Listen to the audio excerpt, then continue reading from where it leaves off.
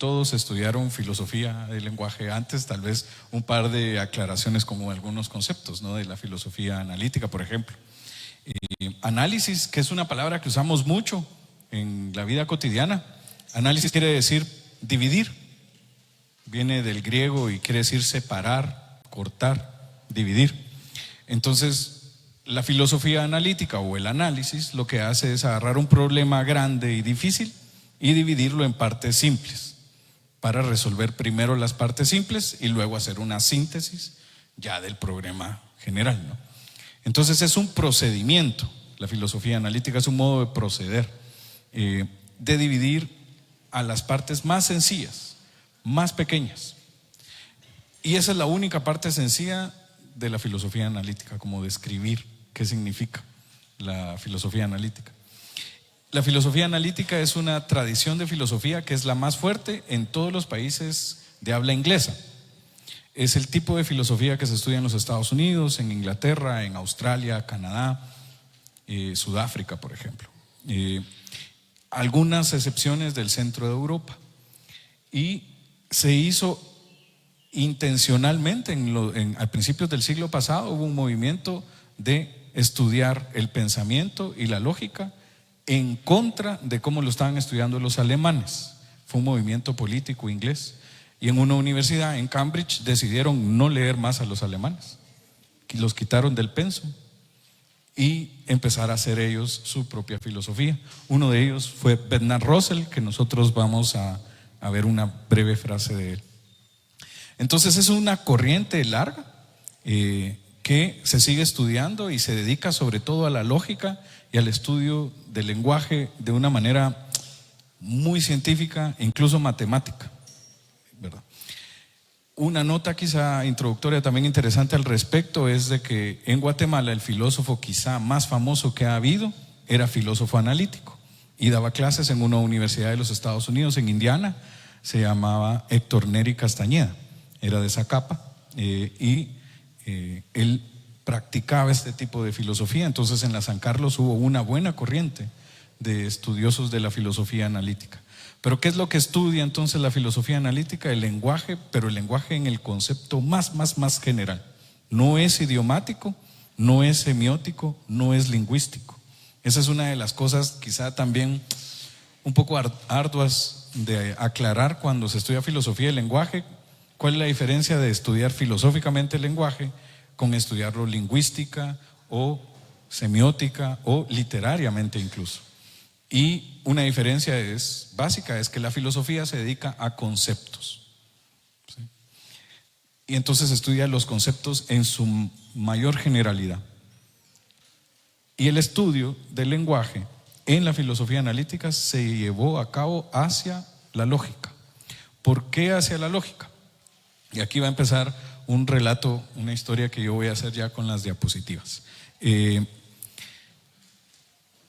A finales del siglo XIX, la matemática encontró que tenía varios problemas en su fundamentación. Ahorita voy, pero si me deja la diapositiva le agradezco. Y la gente que empezó a estudiar lógica eran matemáticos que querían resolver los problemas de la lógica. Y hay una larga tradición de matemáticos que querían resolver un gran asunto. Aquí yo presté atención al lema ahora que está, uno de los lemas que está en el logo de la Universidad Mariano Gálvez, dice: conocerás la verdad y la verdad os hará libres. Bueno, entonces mucho del cómo conocemos la verdad académica y científicamente se hace a través de la ciencia. Y uno de los lenguajes que en la ciencia ha tenido preponderancia para explicar y hablar de la verdad ha sido la matemática. Y en este momento de la historia se encontraron que la matemática tenía problemas. ¿Y cuáles eran los problemas? De consistencia. Eso quiere decir que querían una matemática, un lenguaje libre de contradicciones. Y el segundo problema era de decibilidad. Decibilidad quiere decir que todo pueda ser demostrado en este sentido, ¿sí? Y ese era el problema. Encontraron de que en matemática al parecer, en ese momento de la historia, no todo podía ser dicho, no todo podía ser demostrado, y la matemática contenía contradicciones internas que impedían conocer la verdad por completo, que era la aspiración que tenía. Entonces hubo un movimiento de unos 100 años para tratar de resolver estos problemas y alcanzar la verdad completa. Y hoy vamos a ver cómo ese movimiento fracasó, porque encontraron el límite de este tipo de lenguaje y de este tipo de sistemas. Hay varias figuras centrales en ese límite, pero una de las más importantes es Ludwig Wittgenstein, que está en la fotografía. Él es un filósofo austriaco que estudió en Cambridge y dio clases en Cambridge y escribió 2 libros famosos, pero el primero es famoso por su dificultad y yo se lo recomiendo para lectura. Se llama el Tractatus Logicus Philosophicus, tiene nombre en latín y no se traduce. Tractatus Logicus Philosophicus quiere decir el tratado de lógica filosófica, así de sencillo. Y es un libro súper famoso porque es un libro que tiene fama de que nadie lo puede entender y de que es complicadísimo de explicar o de estudiar. ¿Y de qué trata el libro? El libro trata de los límites del lenguaje. Y la tesis del libro es sencilla. Los límites del lenguaje no pueden ser pensados, pero sí pueden ser trazados. Eso es, en principio, cuando escribió Wittgenstein este texto, su maestro Bernard Russell en Cambridge hizo gran alarde, y ahí en Cambridge a Wittgenstein lo tenían bastante endiosado. Era una figura súper importante que la gente pues lo iba a escuchar y tenía una personalidad súper extraña. Él es como el Van Gogh de la filosofía, digamos, una personalidad rara que se peleaba con la gente, que huía de la universidad y se iba a vivir.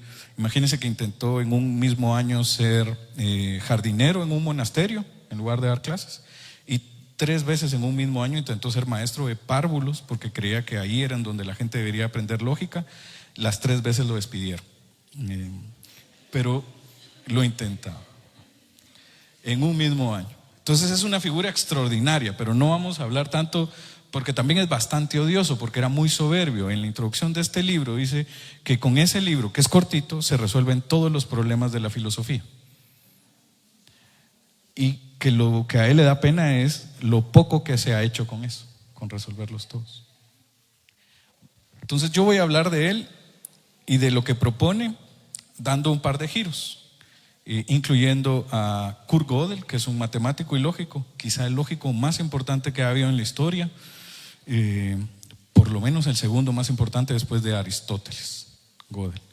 Y luego le voy a meter todavía otra línea más que urdir. Entonces, si pueden cambiar de diapositiva, por favor. Esas son 3 citas del Tractatus. El Tractatus está dividido en numerales. El numeral 5.6 dice: los límites de mi lenguaje significan los límites de mi mundo. Y sigue un poquito más adelante. La lógica llena el mundo. Los límites del mundo son también sus límites. Nosotros no podemos pues decir en lógica: en el mundo no hay esto y lo de más allá, aquello y lo otro. No. Esto parece, aparentemente, presuponer que excluimos ciertas posibilidades, lo que no puede ser, pues, de lo contrario. La lógica saldría de los límites del mundo, esto es, siempre que pudiera conseguir igualmente estos límites también desde otro lado. Algo enredado. Lo que no podemos pensar, no podemos pensarlo. Tampoco, pues, podemos decir lo que no podemos pensar. Y ese es el límite. ¿Cuál es el límite entonces? Aquí hay varias cosas que nosotros ya podemos como percibir. Uno es de que para estos autores no se puede pensar sin lenguaje. Entonces, estudiando el lenguaje, podemos estudiar la razón. Si nosotros encontramos las reglas de funcionamiento generales del lenguaje, que se aplican a todos los idiomas y todo sistema de símbolos, podemos derivar de ellas las reglas que ordenan el razonamiento. Ese era el proyecto. Entonces había una parte pragmática que estudiaba las reglas de los idiomas en general, y la parte lógica que intentaba derivar de esta pragmática unas reglas del razonamiento en general. ¿Sí? Si soy bien confuso, me levantan la mano y me interrumpen. Sí.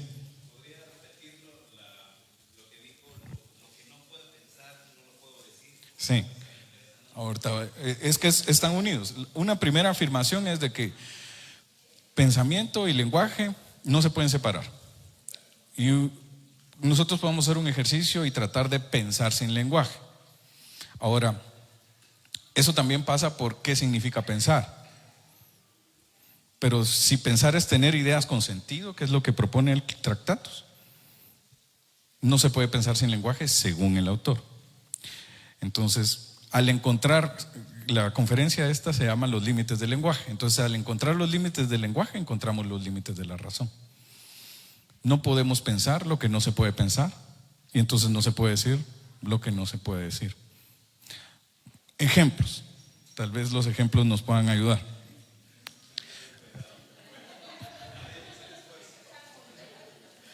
Quizá un par de ejemplos nos pueden ayudar. Pero ¿no les ha pasado? Y esto creo que nos pasa a todos. Todos podemos tener una experiencia de límite del lenguaje. Por ejemplo, cuando alguien muere. O cuando tenés una sensación que no puedes cómo expresarla, cabal, lo querés dar el pésame a alguien que aprecias y vos quisieras decirle algo que reconfortara, pero a veces no hay palabra que sirva. Y vos decís sí, pero no solo es palabra, porque le hace el abrazo y el abrazo también es lenguaje y también reconforta. Sí, pero igual no es, o sea, hay algo que uno quisiera decir que no puede ser dicho ahí. O hay algo que uno a veces siente, como cuando se enamora o como, yo creo que lo más fácil es relacionarlo con emociones muy, muy, muy grandes. La angustia es otro gran ejemplo. Uno está medio triste porque no es tristeza precisamente y te dicen, aquí en Guatemala decimos andás chipe. Y dice, ¿por qué estás chipe? Y uno dice, no sé, es que no hay razón. Entonces, pero explícame. Y es que yo mismo no sé. Entonces ahí tenemos experiencias en donde no sabemos qué decir. Cuando no sabemos qué decir, es porque no entendemos lo que pasa, dice esto. Es porque no podemos pensarlo. Si pudiéramos entenderlo, si pudiéramos pensarlo, entonces podemos decirlo. No sé si eso ya ayuda un poquito. Sí, un poquito. Igual va a ser difícil, pero si quieres la siguiente, por favor. Va. Esto es lo que dice Wittgenstein en la introducción del libro. Yo me fui como a la mitad para ver dónde él pone el límite. Y el límite es el de la razón. Al inicio, en la introducción, dice, este libro quiere pues trazar unos límites al pensamiento, o mejor, no al pensamiento, sino a la expresión de los pensamientos, porque para trazar un límite al pensamiento tendríamos que ser capaces de pensar ambos lados del límite. Y tendríamos por consiguiente que ser capaces de pensar lo que no se puede pensar.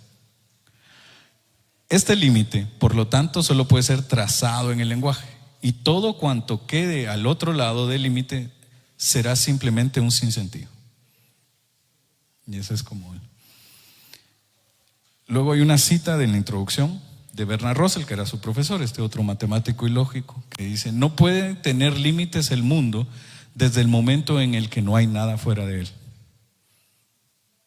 Todo es mundo, entonces no hay límite.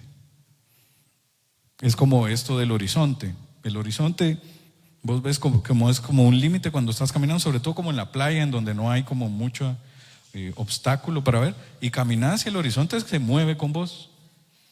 Y si la playa fuera completa alrededor del planeta, pudieras darle vueltas al planeta, porque el horizonte no es un límite físico, sino visual, no es concreto, digamos. Va. En nuestro mundo lógico, dice Bernard Russell, no hay límites lógicos, ya que nuestra lógica no conoce nada fuera de ella. Va. Y aquí el problema se nos plantea de otra forma, o se nos complica todavía más, porque dicen, si nos queremos preguntar cuáles son los límites del lenguaje, para eso tendríamos que ser capaces de reconocer lo que está más allá del límite del lenguaje. Y entonces tendríamos que ser capaces de decir lo que no puede ser dicho, de pensar lo que no puede ser pensado. Entonces el límite como tal no puede ser pensado. Entonces, ¿qué solución le dan? La lógica no tiene límites, dice Vidro. No se acaba nunca. El mundo completo es por completo lógico y no tiene un límite concreto en donde digamos de aquí para adelante no hay nada. Eso es Russell. Ahorita le doy la palabra, ¿sí? Pero Wittgenstein dice que el límite puede ser tratado en el lenguaje y el límite es el sinsentido. Yo quería dar un ejemplo con lo del sinsentido porque creo que los ejemplos nos ayudan como para ubicarnos. Yo cuando hablo con mis alumnos de esto les digo que me den un ejemplo de algo que no tiene sentido y los reto y me dicen, no, es que alguien entra ahorita en esta habitación, por ejemplo, que estaban todos callados y escuchándome, riéndose y haciendo bromas, y eso no tiene sentido. Y yo, para vos no tiene sentido, pero para él que viene de algo gracioso sí lo tiene. Incluso pensá en una persona que llamamos loco de manera general, pero que puede tener un episodio de esquizofrenia fuerte y que está con un zapato en la mano hablando por teléfono, dando una conferencia en la calle. Y vos decís, ese comportamiento no tiene sentido, pero lo tiene. Tiene en cuanto que él, lo que pasa es que está disociado de la realidad y percibe o entiende que el zapato es un teléfono, percibe que él, por ejemplo, es un espía que está dando una conferencia. Entonces todo eso existe en el mundo: teléfono, zapato, conferencias, espías. Y él está teniendo una secuencia lógica. Lo que pasa es que esa secuencia lógica no corresponde con la experiencia de la realidad de todos los demás. Pero hasta la locura es lógica. No se puede pensar por imposibilidad, así casi física, algo ilógico. Porque el pensamiento siempre es lógico. Entonces, pensar algo ilógico intencionalmente es imposible. Y pudiéramos, llévenselo casi que de tarea, como pensar en ejemplos. Otro ejemplo es como la fantasía. Entonces vos ves que hay monstruos o hay seres extraños en las caricaturas de los chavitos y las chavitas. Uno ve cosas raras y dicen, un unicornio no existe. Claro que existe, existen los cuernos, existen los caballos. Entonces todos esos son elementos del mundo y tienen una estructura lógica que funcionan. Algo ilógico sería tan extraño que ni siquiera pudiéramos reconocerlo. Nuestro cerebro no estaría capacitado de percibir algo ilógico. Entonces todo lo que se piensa es en ese sentido en el que la lógica no tiene límite. Ahora sí, perdón. La negación puede ser límite en el sentido siguiente. Cuando la gente maya niega ser maya, sino soy ladino, aunque no sea ladino, es un límite, pero su límite de pensamiento es ese. Digamos, la negación yo no le llamaría límite, sino un corte. Hay un proceso de diferenciación y hacia ahí lo voy a llevar ahora. Lo que podemos hablar con claridad es de procesos de diferenciación o de corte, de separación. Y ahí en la negación hay una separación que diferencia. Yo no soy esto, pero soy lo otro. Hay una producción como de identidades o de igualdades, ¿no? En el ejemplo o en la línea de pensamiento que yo trataba o sigo acá, la negación no es un límite, es solo un tipo de funcionamiento de la lógica. Y por eso hay lógica que se basa en negación, como la dialéctica, por ejemplo. ¿Sí? Si quieren la próxima diapositiva, por favor. Va. A mí me llaman la atención estas preguntas. Yo no las puedo responder porque eso es también propio de la filosofía. Hacemos preguntas que no podemos responderlas. Wittgenstein mismo decía de que un libro de filosofía podía estar lleno de preguntas, no de respuestas. Ese no es nuestro trabajo, por suerte. ¿Por qué puede tratarse el límite en el lenguaje pero no puede pensarse? ¿Qué quiere decir entonces trazar aquí? ¿Acaso no podemos decir lo que no podemos pensar? Sería como otro tipo de pregunta. Y es algo que discutimos un montón porque en filosofía se ha escrito mucho de lo que no se puede hablar. Son miles, si no millones de páginas que se han escrito sobre lo que no se puede decir. Entonces sí se puede decir algo. Lo que pasa es que no por completo. Y esa es la diferencia. Siguiente, por favor. Siguiente, por favor. Va. Ahorita todavía es el Tractatus y después vamos a dar una vuelta. Solo para ver lo que significa para Wittgenstein en este momento de la historia o su historia, esto del límite. En el 5.62 dice: esta observación da clave para decir acerca de la cuestión en cuanto que haya de verdad en el solipsismo. En realidad, lo que el solipsismo significa es totalmente correcto, solo que no puede decirse sino mostrarse. Y eso es diferente. Que el mundo es mi mundo se muestra en que los límites del lenguaje, el lenguaje que solo yo entiendo, significan los límites de los mundos. Mundo y vida son una misma cosa.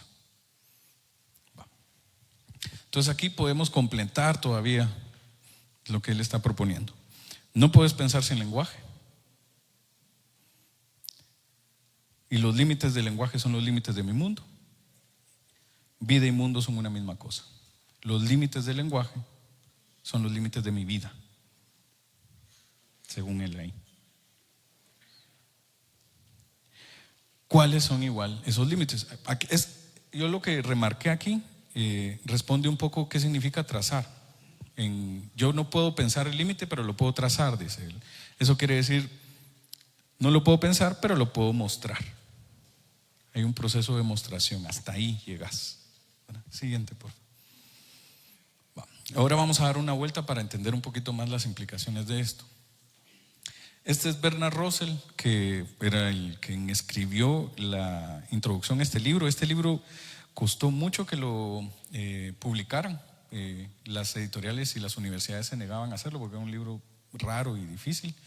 Eventualmente, cuando lo hizo, fue Bernard Russell el que impulsó su lectura y lo volvió canon.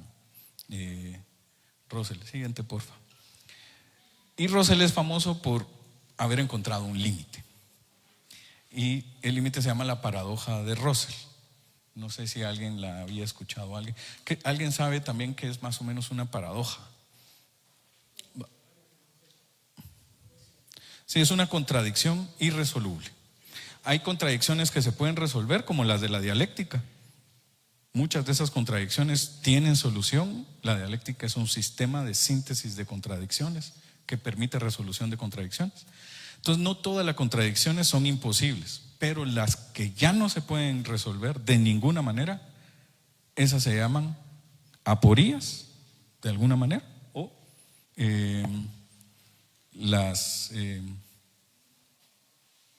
ahorita se me fue el nombre. ¿De qué estaba hablando? Sí, la paradoja, aporías y paradojas. Pues esta es una carta que Russell le mandó cuando era chavito a un matemático que se llama Frege. Frege era un lógico bien importante que se había dado cuenta de estos problemas antes de él, porque este fue un proyecto bien grande. La matemática estaba en crisis, ¿va?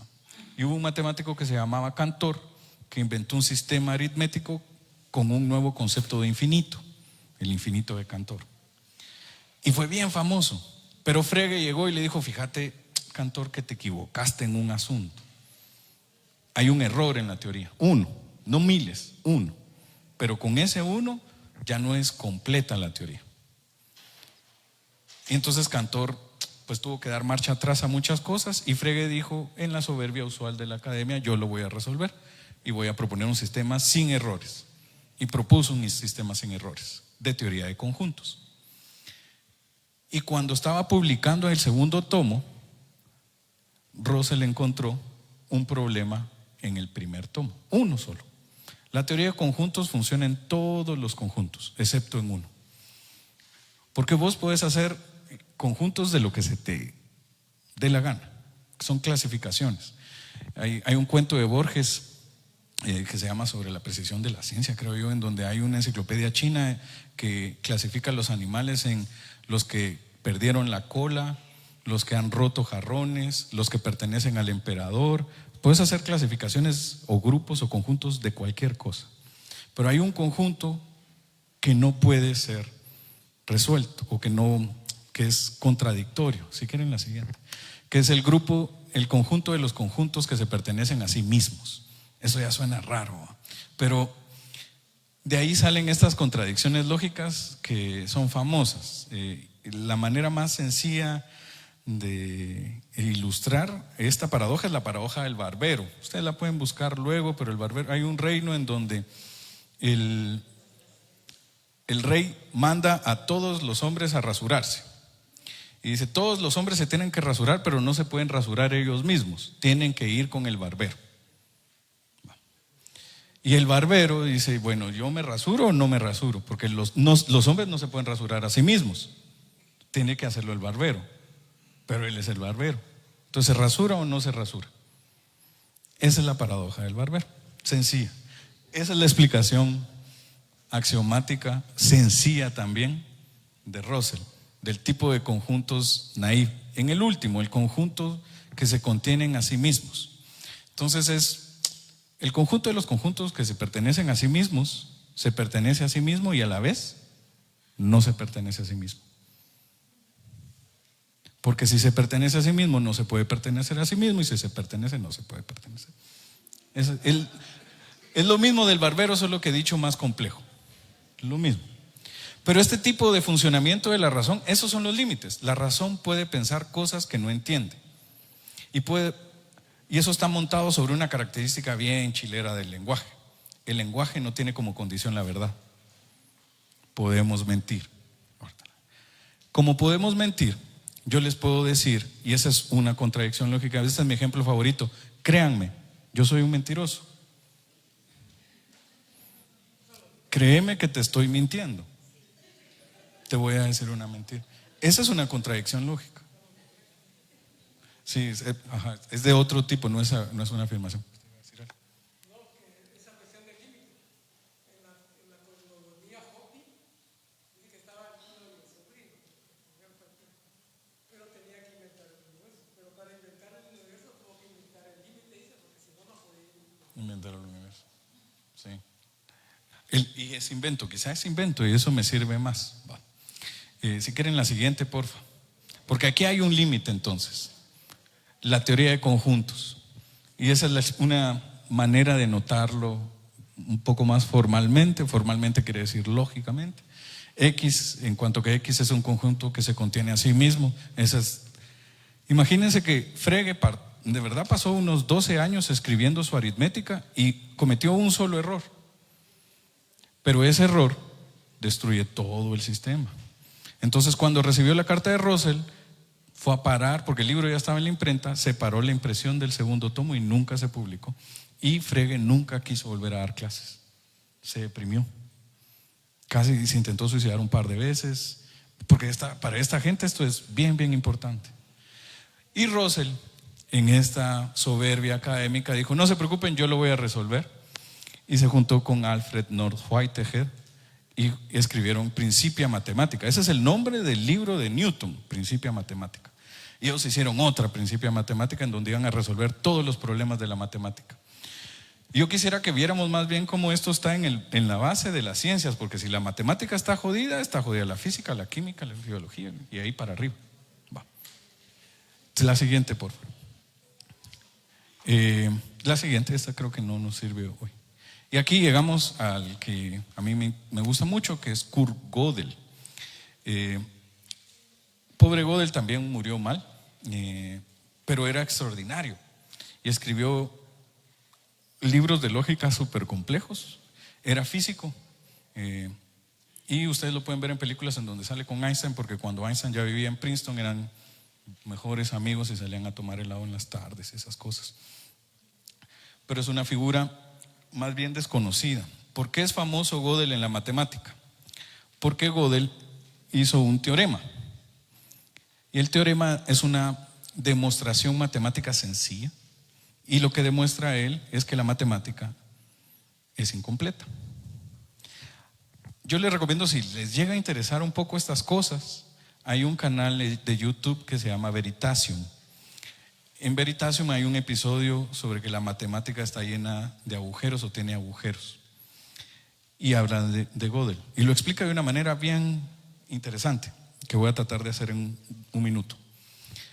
en el mismo momento en el que Gödel estaba como teorizando el límite de la matemática, había otro matemático famoso. Él no era famoso. Había una conferencia en Nuremberg, en Alemania, y había otro matemático que en ese momento era súper famoso, que se llamaba Hilbert. A la conferencia de Hilbert se llenó, no cabía gente. Un día antes había expuesto Gödel, habían llegado 3 personas. En la conferencia de Hilbert decía que tenían un nuevo proyecto. Ahora sí vamos a resolver la matemática y la vamos a hacer completa, consistente, universal, para alcanzar la verdad por completo.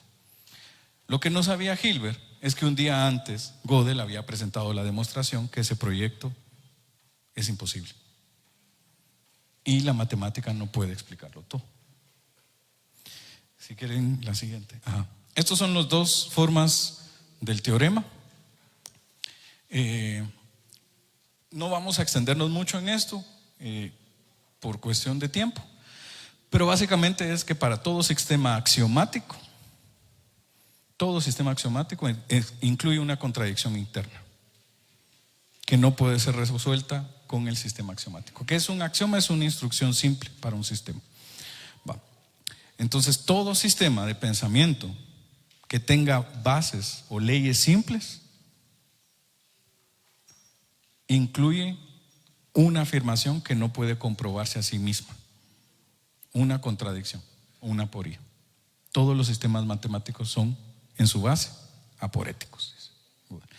Lo interesante de Gödel es que lo demuestra, y esa es la demostración. Si nosotros fuéramos matemáticos, tal vez dijéramos, qué elegancia la de esas afirmaciones, ¿no? Pero por desgracia yo no lo soy. Si quieren la siguiente, ahí vemos todavía algo de esto.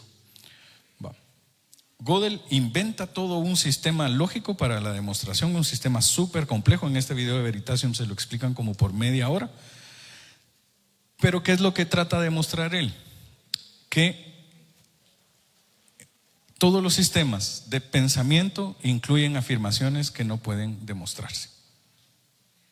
Si no pueden demostrarse, una de esas consecuencias es que no podemos conocer toda la verdad.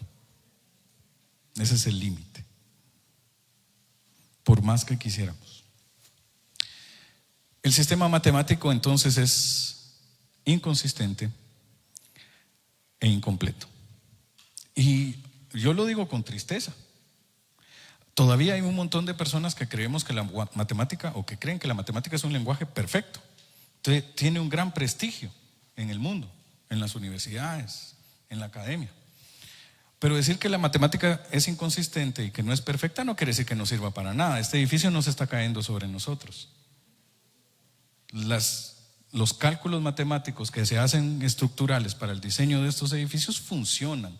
Los aviones no se caen, las vacunas nos ayudan a no enfermarnos tan grueso. La ciencia funciona. No estoy diciendo que de aquí en adelante todo es mentira, para nada. Solo que no lo puede responder a todo. Un solo sistema no se puede.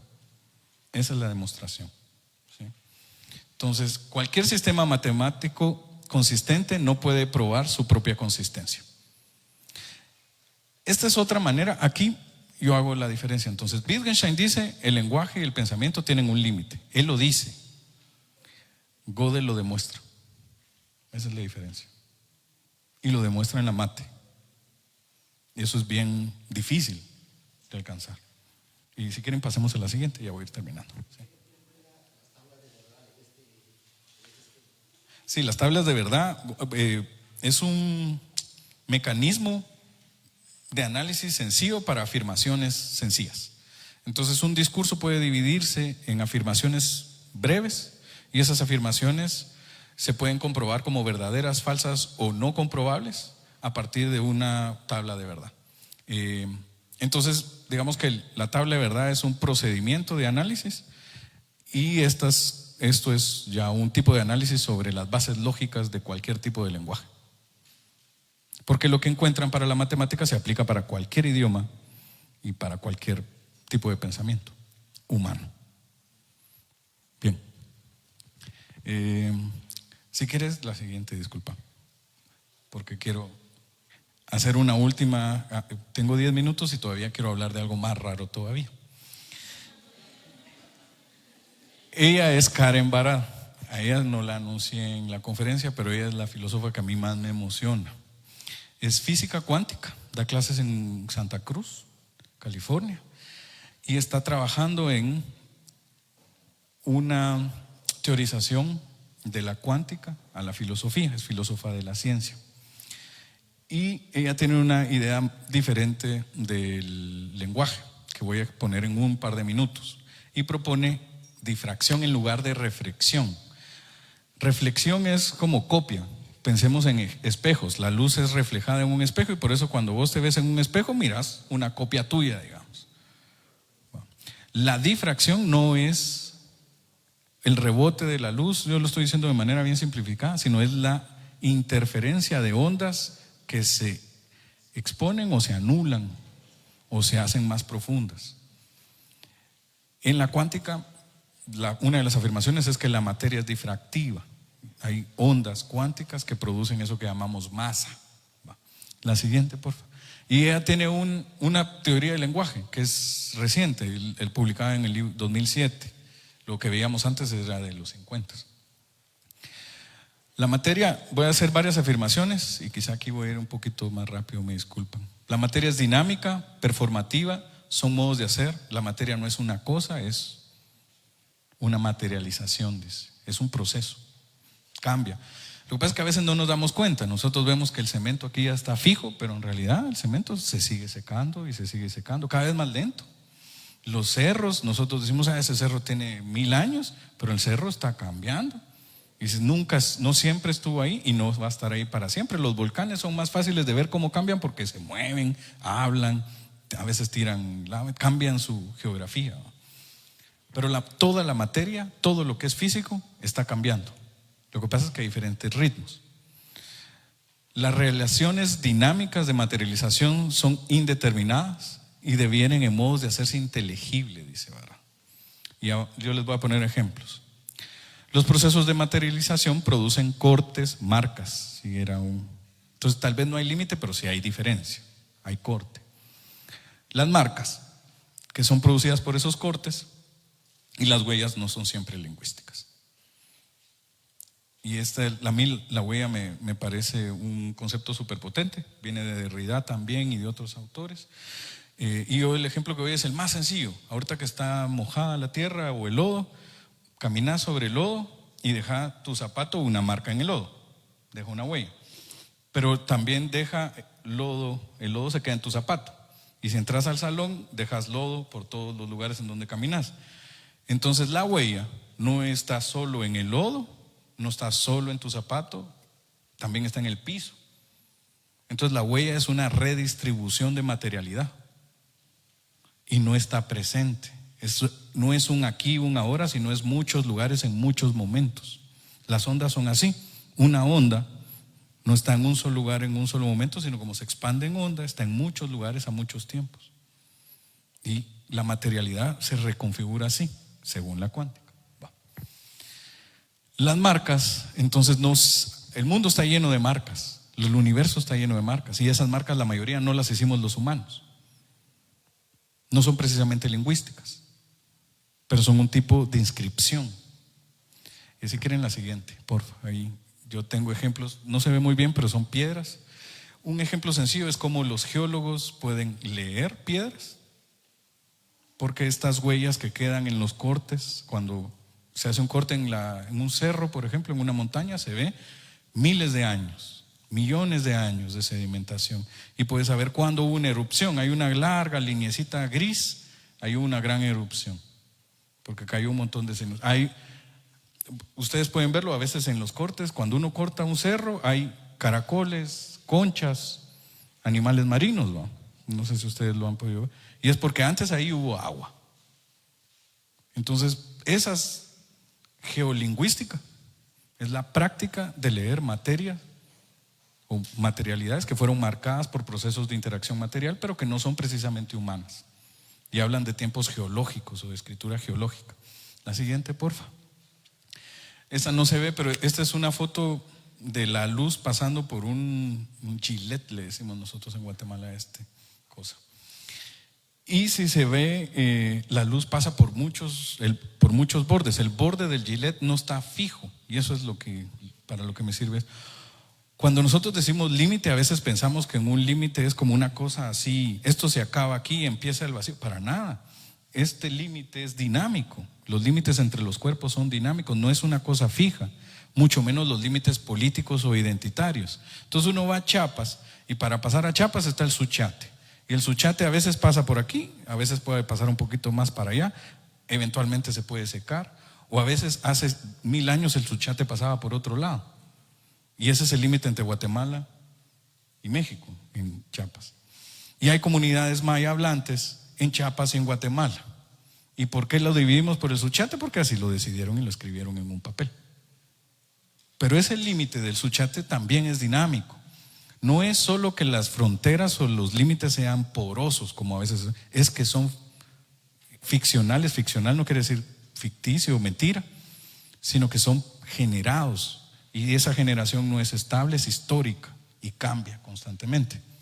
La siguiente, ya con esto voy a terminar. Voy a ofrecer como conclusión 2 patrones de difracción. El primero es Wittgenstein-Gödel, y estas serían como las conclusiones, digamos, de la conferencia. Los límites del lenguaje son los límites del mundo. Por suerte no hay un solo mundo. Esa es una. Los límites pueden ser mostrados, no pueden ser dichos. Eso es Wittgenstein con Gödel. Lo que se muestra como límite ya no es lenguaje, ya no es pensamiento. Eso no quiere decir que no exista algo por fuera del pensamiento, solo que no lo podemos pensar. Uno de los límites quedó demostrado por Gödel en los sistemas de la matemática. El lenguaje matemático no es perfecto, es inconsistente. Entonces ya sabemos, si hay límites. No se puede saber todo, no se puede decir todo. La forma en cómo funciona el cerebro humano es contradictoria. La siguiente, por favor. Y el segundo ya es con Barad. Los límites no son propiedades topológicas de una materia fija, son dinámicos. Los límites son prácticas de corte, separación y diferenciación, como esto que el límite entre Guatemala y México ahora está en el Suchiate, pero antes estaba después del Soconusco, y en el futuro puede estar en otro lado. Son dinámicos. Los límites no solo son porosos, son abiertos, mutan, cambian. Y por eso es que si vos tocas algo, te manchás, porque algo de la materialidad de lo que tocas se queda en vos, y la grasita de tu cuerpo se queda en la silla, porque no son cosas fijas, son interacciones, nos afectamos. Bueno, los límites del lenguaje son los límites de mi mundo. Las constantes reconfiguración de los mundos en el universo reconstituye constantemente los límites. Hay límites, pero estos se reconfiguran todo el tiempo. De algunas de esas reconfiguraciones participamos los humanos, de la gran mayoría no. No sé si va a dar tiempo para preguntas, pero esa fue mi exposición. Yo les agradezco. Muchísimas gracias. Creo que hay muchas preguntas, pero voy a pedir que por favor sean muy puntuales con sus preguntas. De verdad. Entonces, bueno, lo que entiendo es que como que estás proponiendo o basándote en la cuántica, el principio de incertidumbre que se aplica a todo.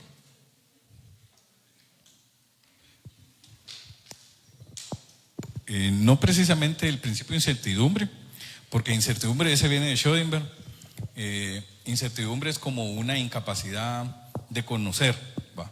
Es como no podemos conocer. Aquí más bien es el principio de indeterminación de Bohr, es en donde se va. Entonces las cosas son indeterminadas. Este plástico puede servir para hacer edificios, sillas, carros, modelos, huesos, lo que sea. Entonces no está en el plástico el tener que ser silla. Entonces hay una indeterminación, no es una incapacidad de comprensión, es una indeterminación ontológica, dice Bohr. Porque en este caso, digamos, si hay dos variables, puede tener una y se desconoce la otra, pero la otra se desconoce la siguiente.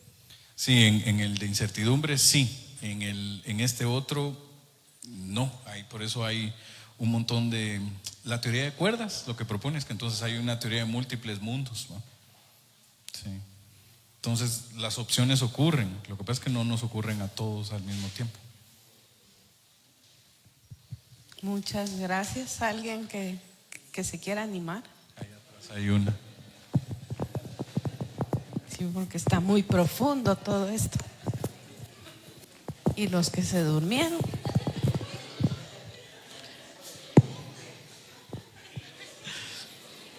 Bien, se oía un concierto por ahí, pero ya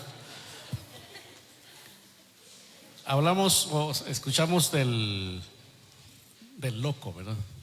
O sea, la verdad para él, o sea, para una persona de ese que tiene ese tipo de circunstancias, o sea, su verdad es la que está diciendo para él, no así para aquel que dice que no tiene sentido. Es decir que lo que para él, cuestiones de tipo relativo, porque lo que para él tiene sentido para el otro no le interesa.